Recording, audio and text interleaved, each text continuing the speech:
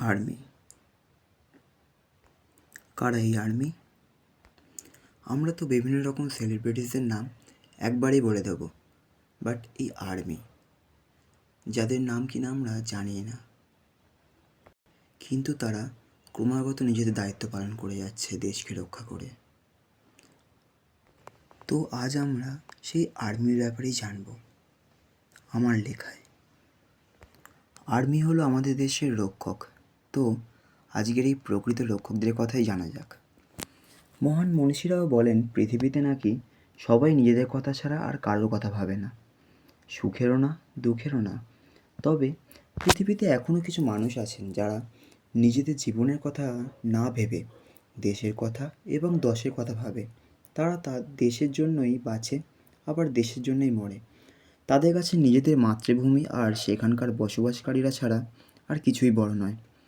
তারা দেশের একদম অন্তিম প্রান্তে দিন রাত পাহারা দিয়ে যাচ্ছে, যাতে আমাদের দেশটা আর কেউ নিজের দখলে না আনতে পারে, আর যাতে স্বাধীনতা ছেড়ে আবার 1947 সালের ফেলে আসা সেই পরাধীনতাকে আমাদের স্বীকার করতে না হয়।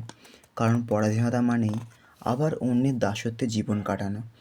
তার এই স্বাধীনতা ছেড়ে আর কেউই পরাধীনতার যুগে ফিরে যেতে চায় না। বহু বিপ্লবীরা নিজেদের জীবন দিয়ে আমাদের ভারত মাতাকে ব্রিটিশদের শিকল থেকে মুক্ত করেছে। তারা দীর্ঘকাল ধরে চলে আসা নানা অন্যায় অবিচার থেকে ভারতবাসীদের রেহাই দিয়েছে। কেউ শক্তির দ্বারা, আবার কেউ বা বুদ্ধির দ্বারা ভারতবাসীকে স্বদেশ প্রেমের আদর্শে শিক্ষিত করেছেন। তারা দীর্ঘ কষ্টের পরে এই শস্য শ্যামল সুন্দর ভারতকে স্বাধীন করে তারা তুলতে পেরেছেন। তবে স্বাধীনতার পরেও এই দেশে সম্পূর্ণভাবে সুরক্ষিত নয়। এই দেশ সম্পূর্ণভাবে সুরক্ষিত নয়। এর কারণ কি? ভিন্ন ভিন্ন বহিরাগত আক্রমণকারীরা এই দেশকে আবার নিজেদের দখলে আনতে চাইছে আর নিয়ে চলে যেতে চাইছে সেই 1858 সালের পরবর্তী সময়ের অন্ধকার যুগে, যখন ব্রিটিশরা আমাদের দেশে নিজেদের রাজত্ব চালাতো। তারা স্বাধীনতার পিপাসায় যখন সমগ্র ভারতে চলতো নির্মম হত্যাকাণ্ড, এই সমস্ত কিছু রুখতে যারা নিজেদের পরিবারের থেকে দূরে শুধুমাত্র আমাদের জন্য রয়েছেন, তবে তাদের অনেকেই নাম আমরা জানি না, কারণ তারা প্রশংসা বা অর্থ উপার্জনের জন্য নয়, দেশের প্রতি ভালোবাসার জন্য এই কাজ করেন।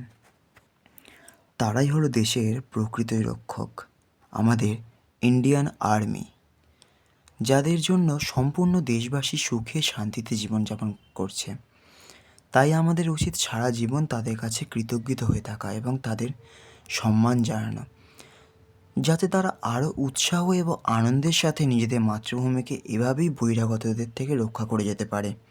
সেই সাথে ভগবানের কাছে প্রার্থনা করতে হবে যাতে আর কোনো রক্ষককে দেশের জন্য শহীদ হতে না হয়, কারণ তাদেরও পরিবার আছে, আর তাদের পরিবারের লোকেরাও সারাটা বছর অপেক্ষা করে থাকে কখন তাদের প্রিয়জন তাদের কাছে ফিরে আসবে। তো আমাদেরও উচিত ভারত মায়ের সেই সন্তানদেরকে নিয়ে গর্বিত বোধ করা। জয় হিন্দ।